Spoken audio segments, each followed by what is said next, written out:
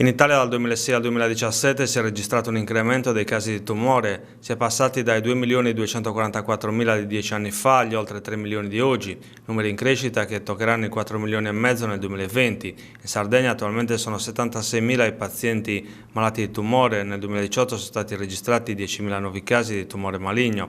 I dati sono stati illustrati nel corso della giornata di apertura del 42esimo congresso della Società Italiana di Oncologia Chirurgica da Pier Giorgio Calò, direttore del Dipartimento di Scienze Chirurgiche dell'Università di Cagliari, e da Massimo De Sena, chirurgo dell'ospedale Businco. La sopravvivenza in Italia è nella media europea ed è maggiore per molti tipi di neoplasia, hanno detto. Il confronto col Nord Europa dà informazioni incoraggianti sull'efficacia globale del nostro sistema sanitario per prevenzione, diagnostica e terapie.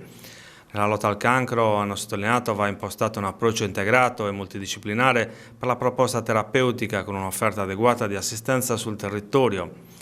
Va realizzata una presa in carico globale della persona nei suoi bisogni sanitari, sociali e relazionali con l'integrazione degli attori istituzionali e no, le famiglie e le associazioni.